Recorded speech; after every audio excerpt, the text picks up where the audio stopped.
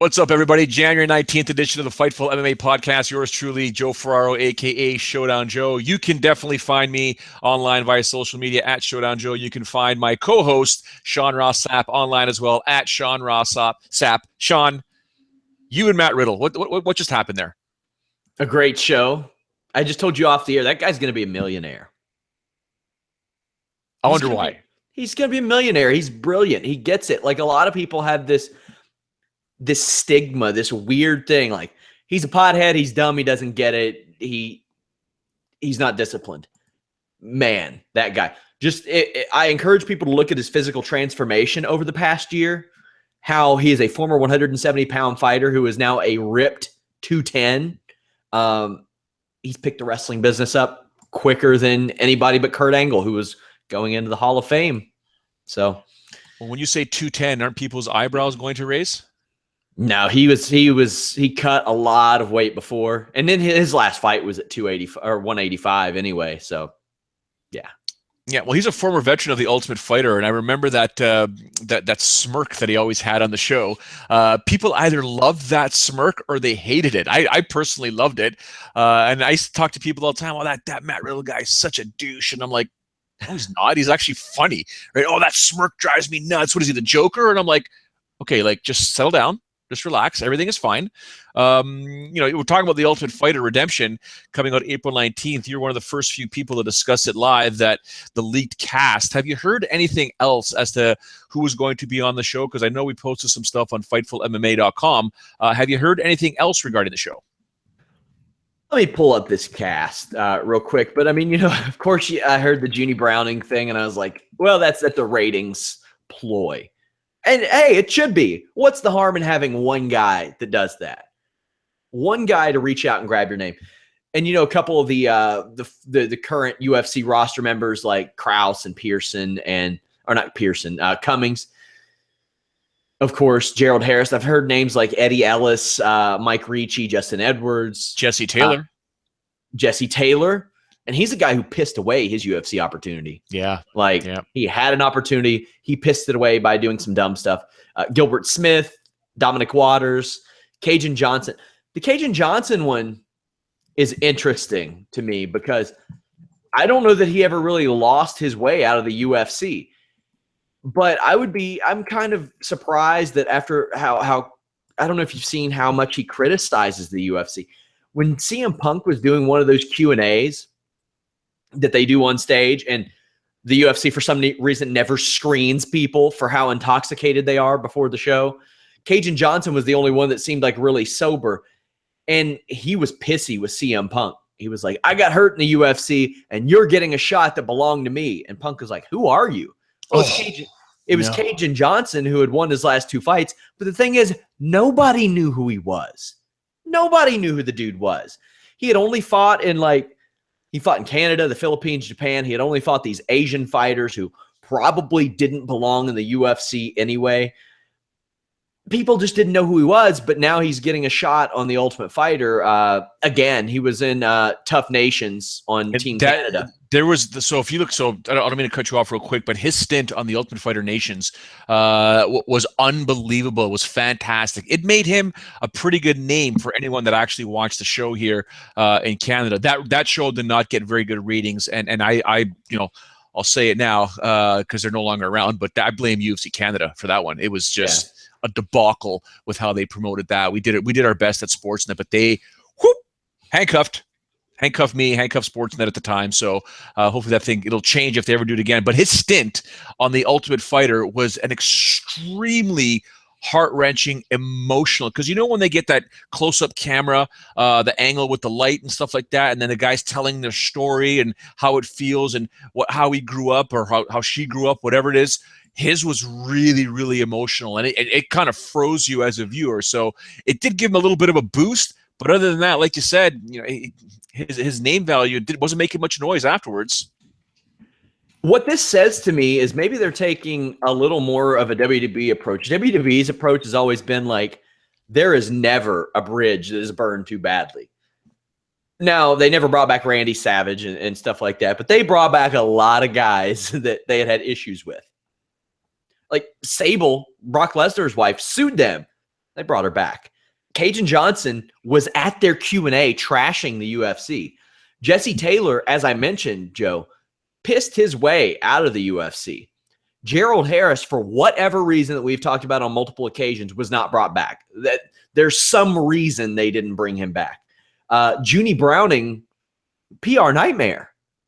But they seem to be willing to do whatever it is that they can do to make this season work. I'll give them credit for that, because unless there's a title shot on the line, a title on the line, or we're seeing familiar names, I don't want to watch The Ultimate Fighter. Hey, you know what? I take that back. If there's a heavyweight season, I'll watch that, because you never know who could break out as a heavyweight.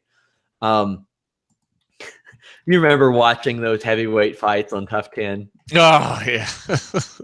Well, the Westerners, like half of them were football players. And out of that, you got some okay guys. You got a Brendan Schaub. Yeah, you got Schaub. Obviously, Roy Nelson was on the show. Kimbo Slice was on the show and stuff like that. So people knew about Roy Nelson. John Madsen was pretty good, I thought. Yeah. Justin Wren is still good. He took several years off. You just never know who will emerge from that season. Then you'll have like fan favorites like Marcus Jones and Titty Schnoover. Remember him? Yeah. Marcus Jones was special. Yeah. How the hell did he make it to the third round?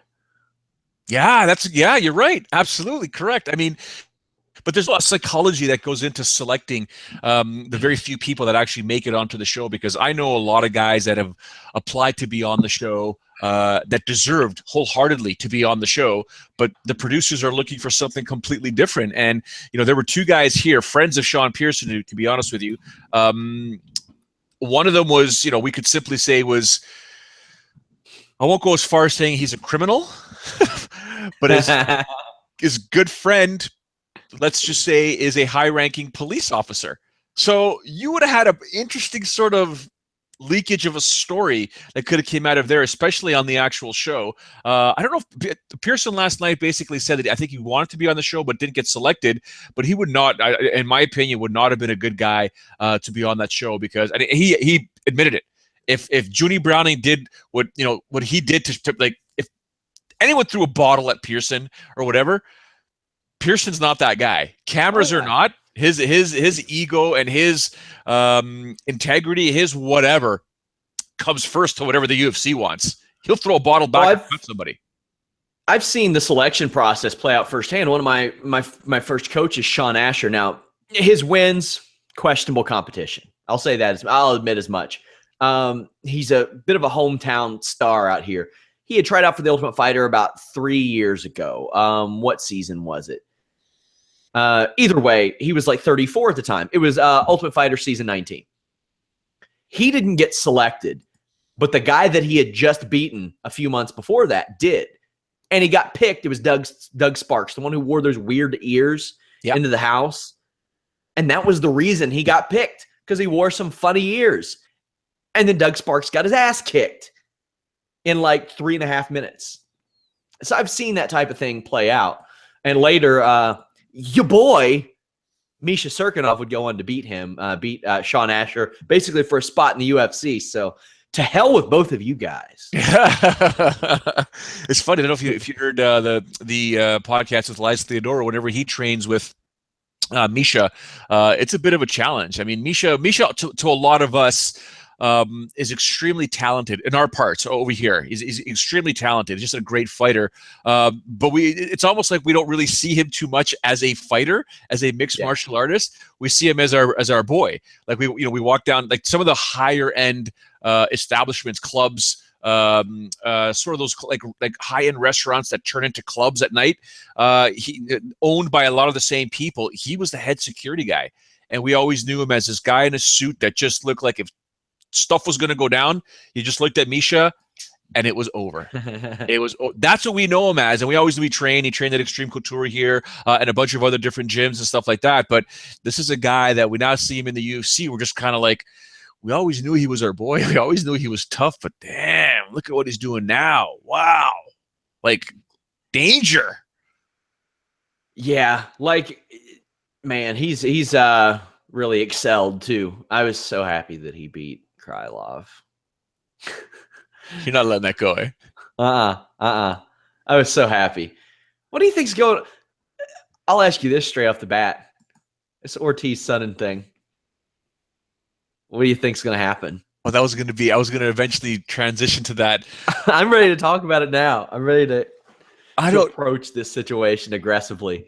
Well, if you want to talk about it from a mixed martial arts standpoint, I do believe, I should say I do believe, if I'm going to give an edge to someone, I'm going to give it to Chael Sonnen. I just don't think Ortiz is going to go more than 6 minutes or one round without just doing this, and who knows what's going to happen. But love to watch it. We'll see what's going to happen. I don't know what my weekend's going to be like, but I'll be paying close attention. Let's just say that. But the floor is yours, young man. Say what you need to say. I mean, Sonnen's 39. I mean, Tito's old too. He hasn't fought in 3.5 years. Or 3 years. He seems really pissy. Like, he's been pissy in his interviews this week. Maybe it's because he's been doing press for The Apprentice or whatever. But he's not happy. And you're saying Chael's not happy, not Tito. Yeah. Well, I mean, Tito's never happy. Tito did pretty well against Liam McGeary in their fight, I thought. Like, a lot better than I thought he would do. But I think Liam McGeary, maybe not as dominant as we thought he was in general, not just against Tito. This is the type of fight to get people to tune into, though. Hats off to Bellator for doing that. And not only that, I want to say this. Hats off to them for putting Daly versus Ward, Hallett Gracie, Karakhanyan versus Sanchez. That's a damn good fight right there. Derek Campos, Kevin Casey, a guy they just signed on there. I think they're hoping that some of these prelim fights end pretty quickly, like Demi Lovato's boyfriend. What's his name? Vasconcelos. I can't pronounce his name. Yeah, you better believe if they can get a 1-minute fight of Demi Lovato's boyfriend on the air when Chael Sonnen, right before Tito Chael, they're going to do that. Oh, for sure. If they can get footage, they can get footage of him giving Demi Lovato a kiss outside the cage. Oh, you better believe Scott Coker is going to be, yes, excellent. One of those. But you know what? Good on them for putting some of these fighters below, obviously, Tito and Chael, and getting them the exposure, because if you want to start promoting some guys and your main event is that heavy, this is what it's all about. It's not like Scott Coker. It's not his first rodeo. So he knows exactly what he's doing. And I completely agree regarding the Lovato situation. You want to have a camera on her quite frequently. Well, I should say quite frequently. Put that Sean Pearson wiener cam right on her, facing straight up at her face to get her reaction when he wins. That's a good point. Yeah, Sean and the camera, and we had technical difficulties again last night until we figured out what the issue was. But good on Sean for getting most of it fixed. Although the camera angle was still subject to Jimmy Van and Sean Rossap to make comments to. But is what it is. I listen. When you break down this Ortiz versus Sonnen fight, I mean, anyone that's expecting this to be these two guys from 5 to 7 years ago isn't going to happen. Okay, it's I just want to see what Chael's going to look like. I think I know what Tito's going to look like in terms of what he brings to the cage. It's just that Chael hasn't fought in so long and he's been doing so many other things. Looks good. But I've seen, guys and girls look good during their workouts, and then they get into the cage or the ring, and it's like, oh boy, that is not pretty at all. If anything, I think Chael will get a stoppage here. It is 5 rounds. Am I correct? I think it's 3. It's 3. Oh, that changes the game a little bit. I still think they don't do the 5-round main events there. Yeah, I think Chael does emerge victorious regardless. I mean, what's your take on that? I mean, how does he win, or who wins, and how do they win? Yeah, I think it's going to be Chael, but it's just so hard for me to say after 3 years of him not being in the cage. And we don't know how aggressively he's training. And this is a 205-pound fight. So, there are so many X factors. It's that unknown. You don't know how Chael Sonnen's going to react. I think he can get a takedown on Tito Ortiz. Tito's going to be bigger. Do you remember how much bigger he was than Alexander Shlemenko? Yeah.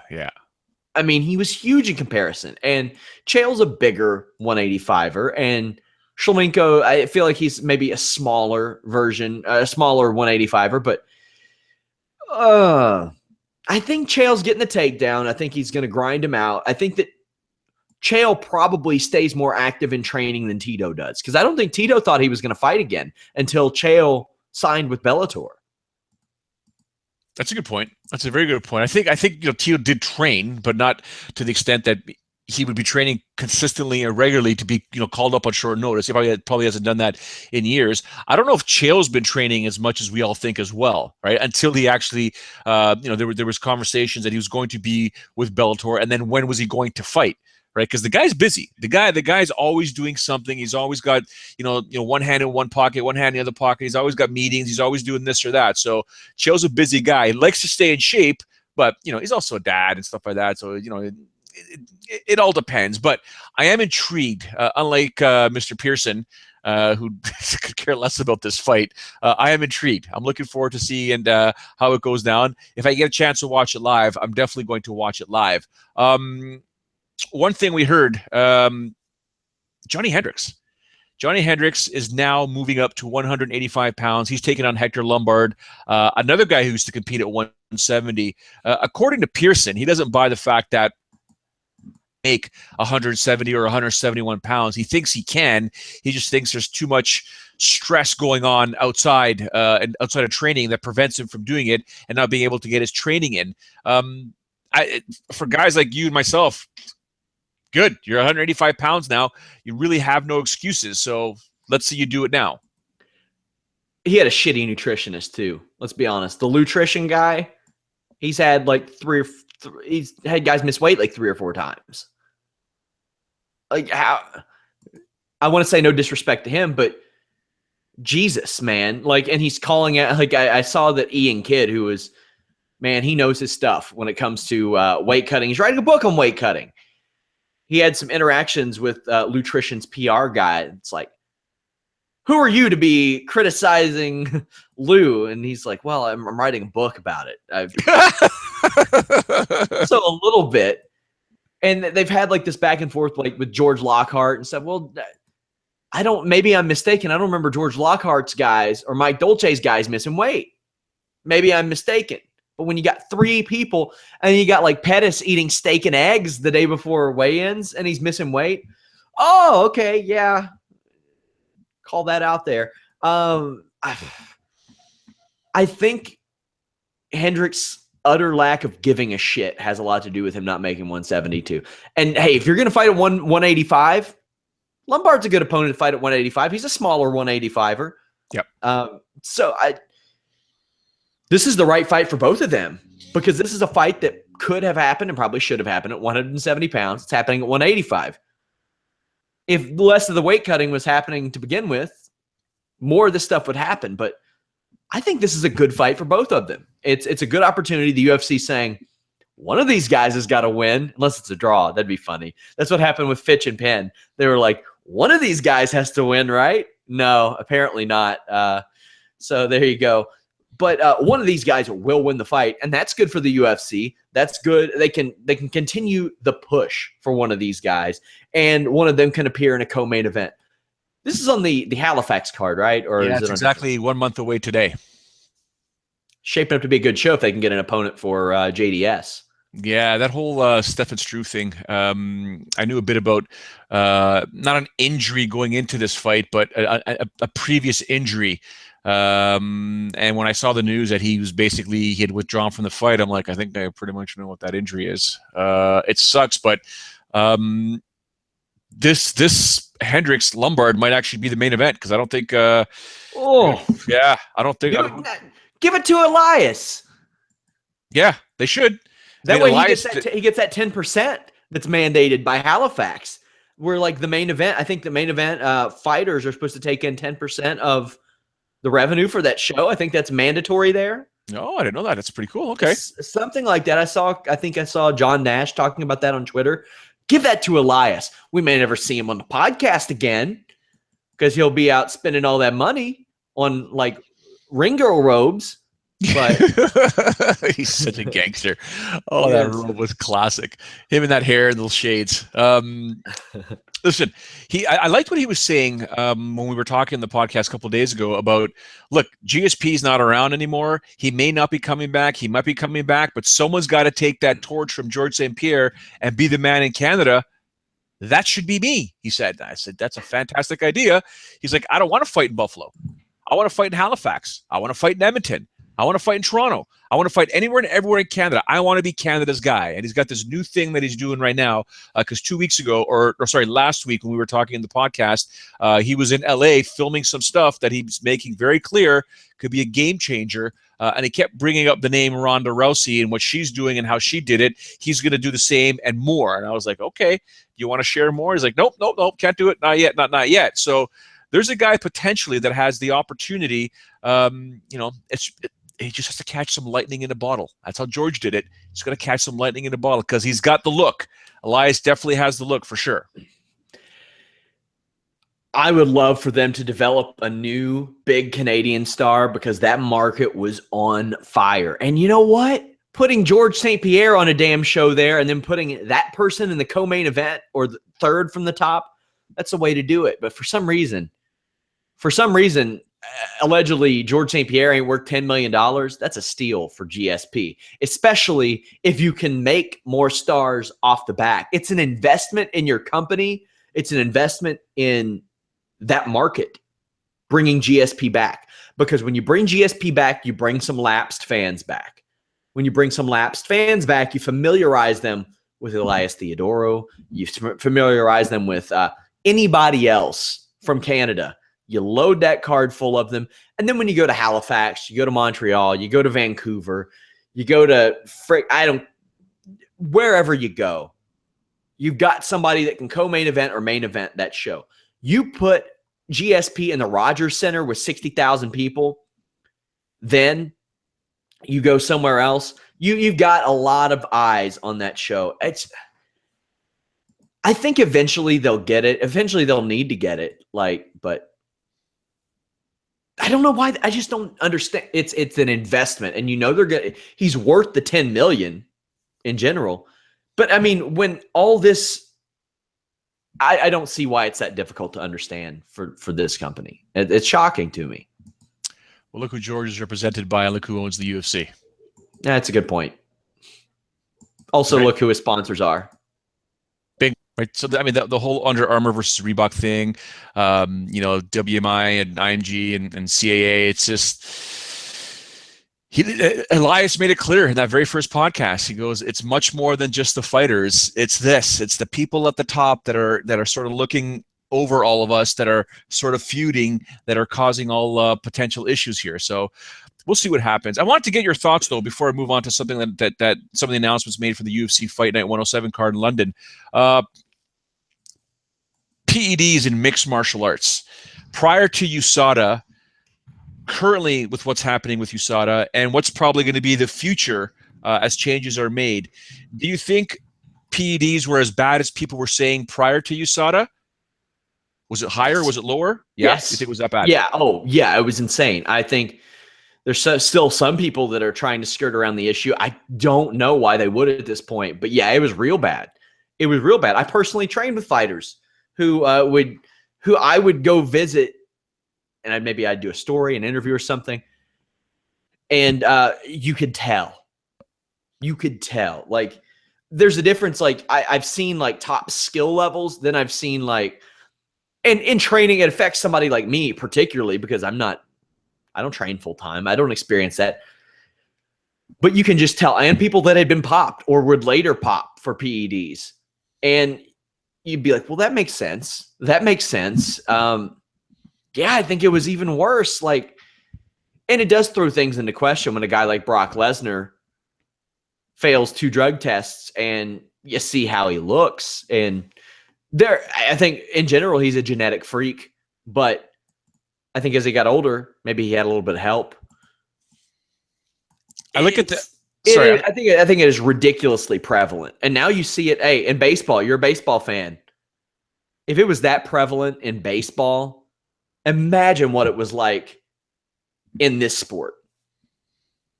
very unfortunate because I would look at it's actually Pearson and Faraz and guys of that nature. We would get into debates, and I'd be like, dude's never been caught for anything, right? And they're like, really is that much testing? I say, well, no, they do test, and then I had to do my own sort of research. And God forbid you bring up the name Victor Conte, but I would listen a lot. I mean, he had a podcast one time where he just broke it down, and I was like, and Sean, Faraz, myself, George, and a bunch of us were just shoot the breeze sort of thing. And I was like, well, you know what? You know who I would want to sort of oversee my home or kind of look at the security of my home?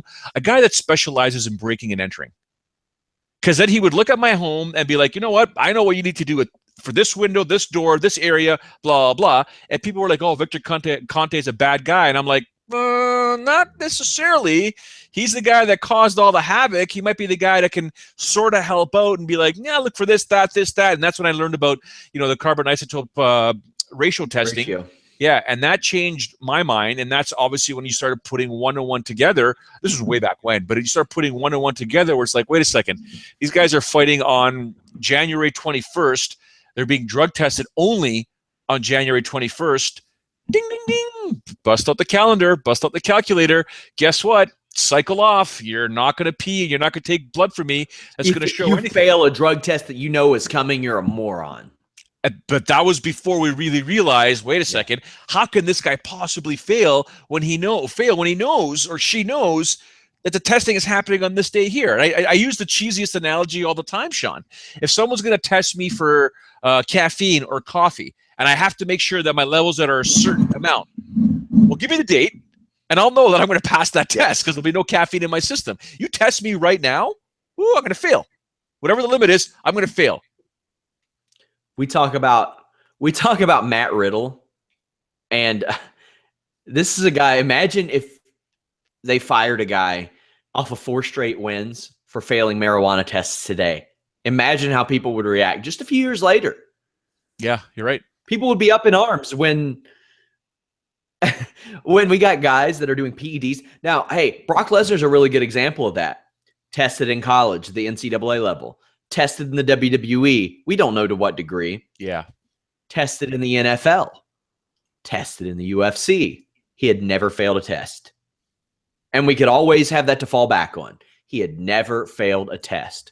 Well, as it turns out, when you know they're coming and they're not that hard to pass.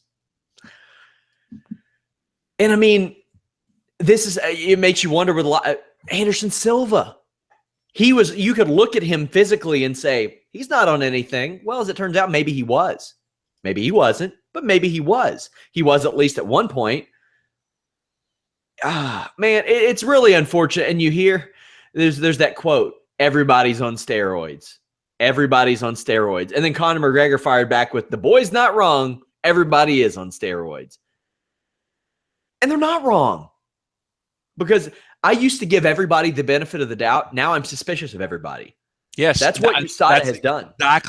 Exactly what I was trying to get at. I used to give everyone the benefit of the doubt. I don't want to give any names, but there were times, Sean, where I'm like, whatever this dude is eating, whatever he's drinking, whatever he's doing, I want in. I want to know what the secret is. And I won't mention any names. Horse meat. Not just that. No, it's guys completely natural to go from 205 to 265 pounds. So natural. I'm talking about guys more or less my size. Remember when Brock ran roughshod? It was him and Carwin, and all these heavyweights were like, fuck, guess I got to be 270. Yes. Yeah. Frank Mir. Yeah. Man. Right?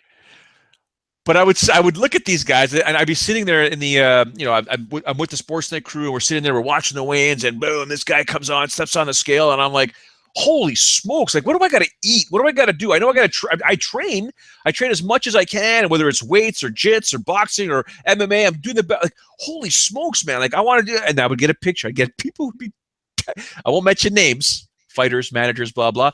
Dude, they would send me pictures of different types of needles. Oh. And I was like, are you serious? Like, I'm just trying to be polite. I'm trying to give this guy a benefit of the doubt. And they're like, there's no benefit of the doubt, Joe. That's what you look like. Because you don't. And then they would show me pictures of other people and pictures of themselves on UFC scales and be like, this is what you look like when you don't take anything. That's what you look like when you take something. Then USADA came in, and then lo and behold, check, check, check, check, caught. And I'm like, okay, I get it. Then you got Mike Richmond, who basically says, yeah, I did it. I'm not going to deny it. Whatever. You caught me. I'm an idiot. Hey, at least he admitted it. I'll give him credit for that. Another sensitive topic that I didn't know if you were going to get to it, but I wanted to bring it up. Have you seen where Tyron Woodley is basically accusing the UFC of being racist? No. Where? Like in an interview, and I'm just sitting there thinking, like, I'm sure there are dumb racists in every bunch, but I'm like, this is a company that tried to force their way into an Asian market that didn't want them. They tried to force their way into Hispanic markets that didn't necessarily have the demand. To call them racist is a bit weird. Under what pretense, though? What did they do or say? Because that is very, very. I'm not going to say odd. Like he did an interview with ESPN. He said, "Coming into this fight, I felt like Wonder Boy was promoted as the champion. I'm the champion. I haven't seen that at all. I haven't seen Wonder Boy promoted as a champion at all. I've seen a guy who went to a draw with the champion, and they gave him a rematch while the champion was doing everything he could to not fight a real contender. He and Bisping even went to the trouble, because both of them didn't want to fight a contender, of fighting each other. Bisping was like, okay, I can fight a guy smaller than me. And Woodley's like, I can fight this really old guy. Like they both had like Power Ranger Megazorded their divergence plans together to do this. And he would go on to say, some people say it's a racist sport. The second I bring up race, I'm immediately race baiting. But I can point out clear facts that no other champion has been treated like me.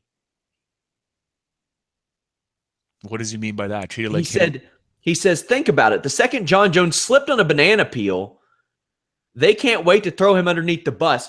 Holy shit. No, unfortunately not, Tyron. That's not the truth. He slipped on a whole stalk of banana peels.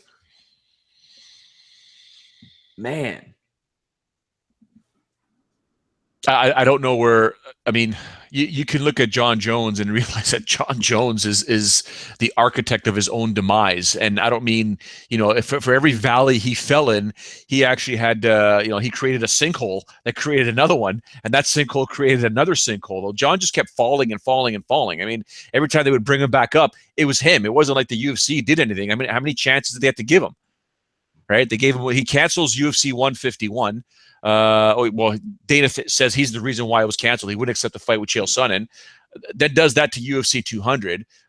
Rumor of him hiding under a ring when he's getting drug tested. Like, okay, Tyron, I understand there might be something else. Like, you got to come up with a bit more facts and a bit more proof if you want to accuse anybody of being racist in that manner. So he would go on to call himself the worst treated champion in UFC history. I don't know that there have been a lot of UFC champions that were necessarily treated that badly. I mean, I think they could take care of people better financially. I can't really, in my mind, I'm not like, okay, they treated this champion real badly. Now, maybe you could say that about Sean Shirk. Maybe he was, because of all the question marks surrounding his failed drug test. But knowing what we know now about steroids and PEDs in the UFC, who knows? Who knows what was true or what wasn't? But there were a lot of question marks, I remember, around that, and he was stripped no matter what. But he got his title shot right after that. Like, I think for the most part, the UFC and champions, they don't necessarily treat them bad per se, unless the champion starts getting lippy. Right. And if it's a champion that's getting lippy, or that does certain things or says certain things and isn't a big draw like other people, now you're going after the UFC. That's a fight that you don't want to get into, because they're a massive PR machine. They could bury you. Right. You're not the PR machine. You are part of the PR machine. Now, Conor McGregor, it's a different story. Okay, Conor McGregor is the top of the food chain right now. He's going to say and do whatever he wants to do. But believe me, he keeps that up, and the UFC will do whatever possible that they can to bury him as well. But he says he's the worst. Hey, if worst treated champion is being put on the biggest UFC show of all time with pay-per-view points and given a job in a suit on Fox, man. Well, that's the whole point. He's just defeating his own argument. Like, I mean, unless he's showing up there and doing those Fox gigs for $14 or $15, don't do them. Yeah. Right. Like, what exactly are you complaining about? I'm not too sure because, and here's the deal. I've met Cerrone on numerous occasions. I've interviewed him on numerous occasions. The guy is he's a gem. He's a really good guy. I mean, there's some people that in this industry, I mean, I could probably count on one hand that I want to, I'm not going to channel my inner Pearson or my inner Sean Ross Sapp and say certain, verbs or nouns, but not just they're not good people, bad people, and people may love them, but they don't know them the way we sort of know them outside of their persona. I just find it strange. Tyron's a good guy, but I want to know what exactly. I mean, why? Because he couldn't get the Nick Diaz fight? Because he's got to fight Woodley, or he's got to fight Thompson again because he says he dropped Thompson and Thompson didn't take the title away from him. I get that that can piss you off, but dude, there's unfinished business there. Make the money, sell it. Yeah, there's precedence for this in the past. A title match ends in a draw, you do a rematch. There is precedence for that in the UFC. I don't get it. And the thing is, he was doing everything he could to not fight a champion or a challenger. He wanted to fight Nick Diaz, who hasn't won in 5 years. He wanted to fight Michael Bisping, why? For what? Well, he's probably upset because he's looking for money fights now, and the UFC's not giving him money fights. Say that. Just say that. Yeah. Right? That's what it is. If you want a money fight, make it a money fight. Do it yourself. Do the work. Keep winning to the point to where people don't have a choice but to pay to watch you fight. That's how money fights happen. You become a larger-than-life personality or you become a larger-than-life fighter. I agree. I'm actually trying to figure out. I know Nurmagomedov and Tony Ferguson. Just give me 1 second. I'm just trying to take a look here at these two guys squaring off here. They finally got to square off in LA. Obviously, it's the same card as Woodley Thompson 2, March 4th on pay-per-view, UFC 209, which I believe, the Diaz brothers should be on there. It is 209. Nurmagomedov is looking really good in a suit right now, and Dana White is basically separating them, Sean. I don't know what it's yeah, whatever. They were separated. So those two finally got to square off. I'm really hell of a fight. Hell of a fight. According to Pearson, it is for the actual title. Conor McGregor technically isn't the champ, according to Pearson. This is the actual 155-pound title fight because he believes Nurmagomedov is the uncrowned champion. This fight here is going to be bananas. It's going to be stupid. It's going to be sick.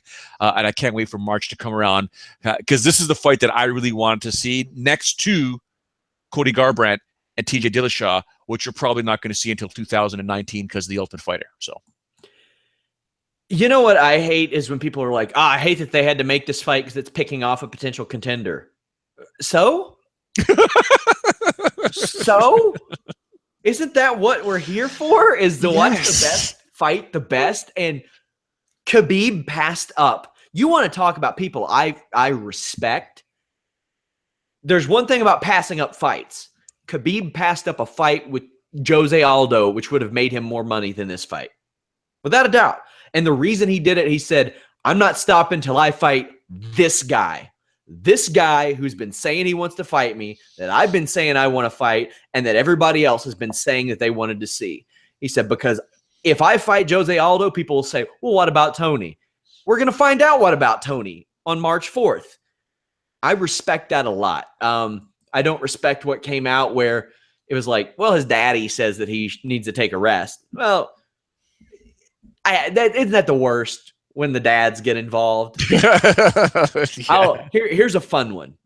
And it'll give you a little preview of my show with Shane Helms tomorrow, Hurricane Shane Helms on Fightful.com. Register at Fightful.com for early access. We talk about backstage fights. And he got into a fight with Buff Bagwell. You remember him? Yes. After the skirmish, Buff Bagwell's mom called the office and complained about it. Come on. How does that look? How does that look in a macho sport? Looks pretty shitty, doesn't it? When you got people out there, now I don't care if your dad's your manager or not. Maybe it makes it a little bit better there, but when somebody's like, well, daddy says I need to rest. All you got to say is, I'm holding out for Tony Ferguson. That's who I want. And to Tony Ferguson's credit, he said, I'm holding out till I get the money that Khabib gets. And that's what I was going to ask you next. I'm okay with that. Yes. I used to be on the side where it's like, no.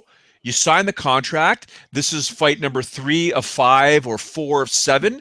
And this is what you agreed to fight to. And now I'm thinking to myself, as these guys are moving up, like you look at Stipe Miocic, he's bitter. He is bitter that Overeem got paid a lot more than he did for this fight here. The UFC says the UFC made all kinds of excuses. And part of me is like, dude, you signed the contract. But now I'm like, well, you're the champ. So, for example, when I was in the bus heading from our hotel in Tokyo all the way to the Saitama Super Arena, and just about maybe half an hour before that, the news came out that Ronda Rousey was getting paid $3 million. Okay, and Amanda Nunes was getting paid, $17.12. People were livid. People were livid, and I was just sitting there minding my own business. Because for anyone that's ever been around me, it doesn't matter where I go. I do a lot less talking than I do. I listen a lot more than I talk. Okay, unless I'm on the podcast, obviously. But I happen to be more of a listener than a talker in public. People think I'm this gregarious personality. I'm not. I just chill. I'm listening, and I'm like, you guys all know that Amanda Nunes, A, signed the contract to get paid that amount of money. B, they're two different fighters. They're not negotiating. The UFC is not negotiating for this fight. They're negotiating fighters differently, and at different points in their contracts, they will meet in a main event or a co-main event. And I thought to myself, well, if there's a clause where you could renegotiate should you become a co-main event or a main event fighter, then yes. And for a title, whether it's interim or undisputed. And pay-per-view points. Look at what Conor McGregor did when he fought Eddie Alvarez. He, as part of the lead up to that fight, ripped Eddie Alvarez, saying, look at this clown.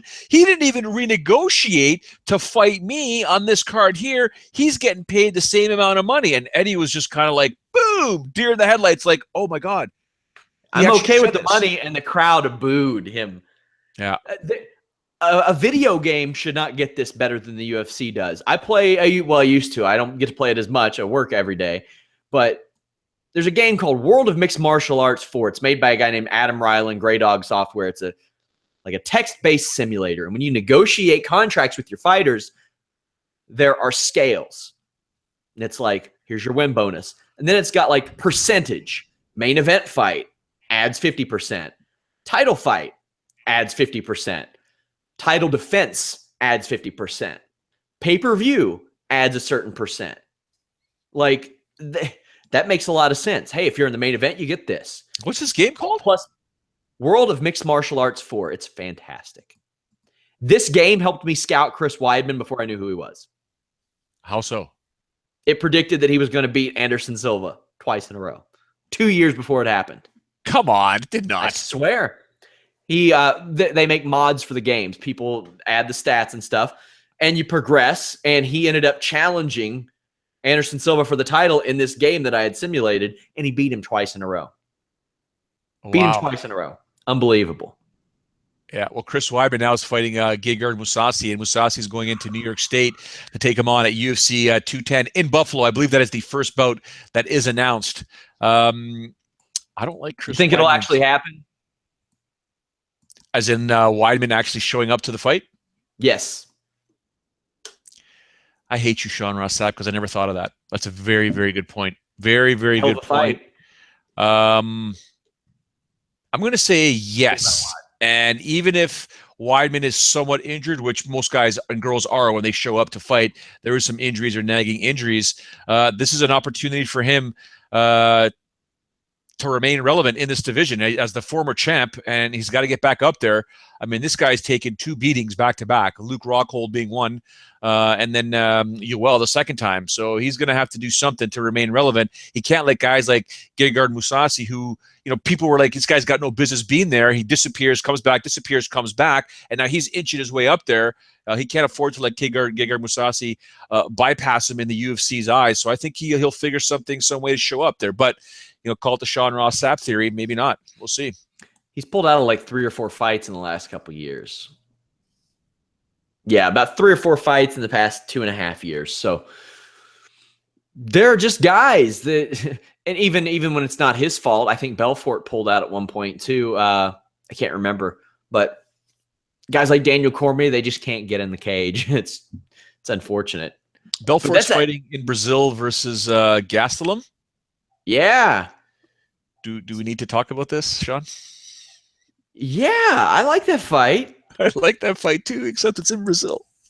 I think Gastelum, unless it goes to a decision, he'll win.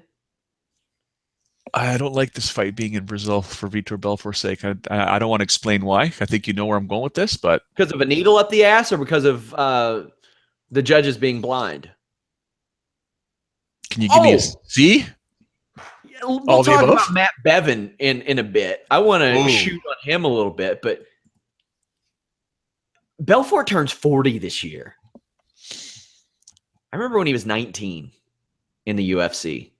Carlson Gracie with the gi on, refusing to come out of the trailer when he was fighting Randy Couture.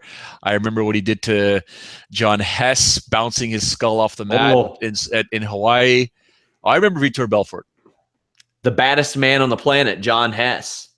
Yeah, the eye poke champion of the world, or SAFTA, the master of SAFTA. SAFTA was awesome. Do you remember those cheesy trailers that they did where he tossed him down by his wrist and then would do palm strikes, and he had this angry look on his face yeah, showed you. Oh, they were terrible. SAFTA, ninjutsu, all kinds of crazy stuff back in the day. Loved it. But yeah, I guess can I call him your boy Matt Bevin, or are you just gonna lose your mind right now? I didn't vote for Matt Bevin. I didn't, and I'm more thrilled with each day that I didn't. He had made some changes that I thought, I've been working on a Kentucky Boxing Wrestling Commission article for about 2 months now. And it's tied in with the fact that they still regulate pro wrestling, which is weird. And when I asked them, this is the quote they gave me: pro wrestling is a sport just like boxing and MMA. That is not the quote they gave you. That is, I swear to God, it's the quote they gave me. That's what they gave me. They said that shit. They said that to me, knowing that it was going to be published. They knew it. Oh my gosh. Okay. Now they've made some positive changes for amateur MMA, advanced blood testing, advanced physicals. The only one I don't like is that you have to have a corner's license at least 2 weeks before cornering somebody. That isn't always practical, Joe, because as you know, especially in the amateur circuit, sometimes whoever you can get to come with you is who you got cornering you.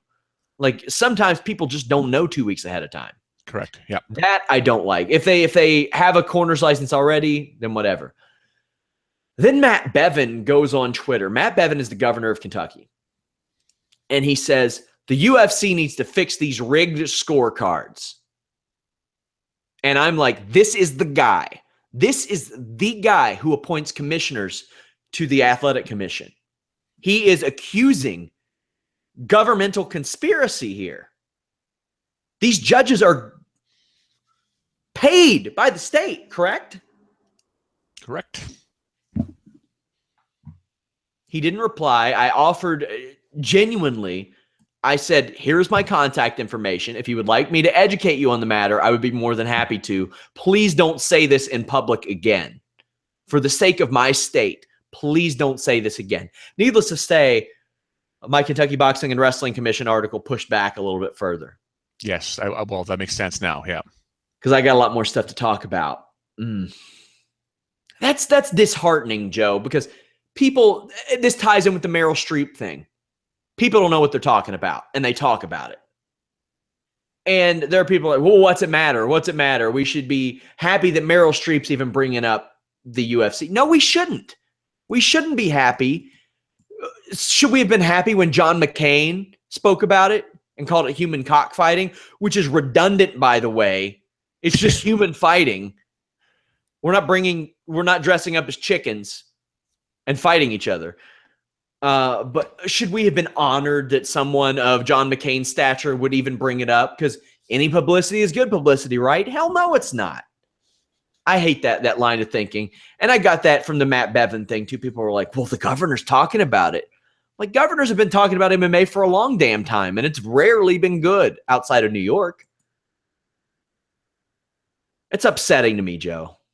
Well, it is, yeah. Well, I don't blame you. I mean, it's happening in your own backyard. It's no different than what I've gone through here for up to an amount of years. The very first time I contacted the Ontario Athletic Commission was 1996. I think it was I was closing in on my first year of doing jiu-jitsu, and I'd gone to a new school, and I was at the school for 3 months, and I basically had an eye-opening experience with my instructor and some of the classmates and rolling and stuff like that, where I was training at a shoot wrestling school. And I transferred over to a Brazilian jiu-jitsu school, and my eyes opened up as to how much stuff that I learned in the first week as opposed to 9 months at the other location.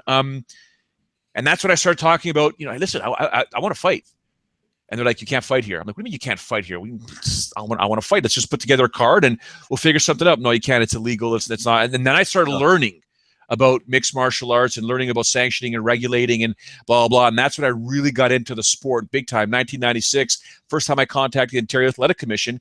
And I was talking to them and the various ministries to get amateur mixed martial arts, regulated and sanctioned and just overseen to become part of the sporting entity of Ontario. And it was years and years and years and decades of trying to get stuff done here. And, for every time I would take one step forward, Sean, where we're making progress, some bureaucrat would basically push me back 5 steps. And then I'd have a team and we would make forward progress. And then the bureaucrats, the government, the officials would push us back once again. And you're just constantly jumping through hoops and stuff like that. And eventually the UFC came calling. The UFC comes in, puts some money together, gets the lobbyists involved. Bang, the sport's regulated.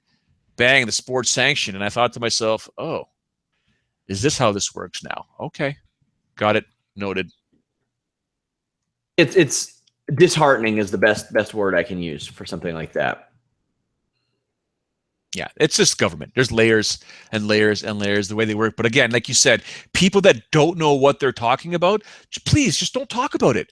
If you came to me and start talking to me about, hey, Joe, what's your handicap in golf and how do you do this and how do you improve? Listen, I love golf, but I'm not going to give any advice on how to swing an iron, right? Or how to swing a club or where to position the ball. That's not my thing. Don't come and ask me about darts. Okay. Yeah. Darts could be, or poker. What do you do if you're sitting next to the big blind? I don't know. Your card's good. No, flop them or toss them in. Right. So I don't know. Don't talk about it.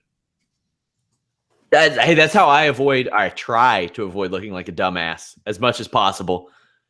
If I don't know something, I'll ask somebody who does know. There are a lot of people that seem to look down on journalists, especially. What, you're asking somebody a question? You're asking, we don't know everything. And I hate those that pretend like they do and act in a sarcastic manner. Like, hey, sometimes you just got to ask questions. Ask questions, guys. And I'm going to ask you my final question. Amanda Nunes wants to also fight the winner of Holly Holm and your girl, Geraldine Durante. I was like, no, I don't want her to fight the winner because now you're going to have a 2-time champ in a division that has 9 people competing in it in 2 organizations that have 145-pound titles. But your thoughts on Amanda wanting to do this? I am shocked that in 2017, a current champion would want to fight the winner of a fight between a woman who is barely top 10 in her division and another woman who is coming off of 2 losses. And getting a title shot. I'm just so shocked. Meanwhile, you got Daniel Cormier, who was a legit heavyweight. John Jones, who people have begged to go to heavyweight. When's the last time they called out the heavyweight champion? It's been a very long time. You're right. Like never. Demetrius Johnson, despite being a flyweight champion, was a legit bantamweight with his skill before he even trained full time. When's the last time he said, "Give me that bantamweight champion"? I respect those people for that. Michael Bisping, Tyron Woodley, Jose Aldo doing what he got knocked out in 12 seconds like a year ago. Amanda Nunes, come on, you got people to fight. Hopefully, I don't understand it. Conor McGregor, hey, that's a little bit different. Special circumstances, because people are like, well, why does he get treated special? Because he is special. That's why. When you sell 1.5 million pay-per-views on like a week's notice against an opponent, you're special. Yeah, sorry. You are. Hate to break it to you. Special. But just fight the contender.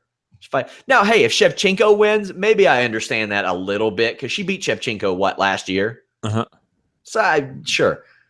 But there are other people to fight.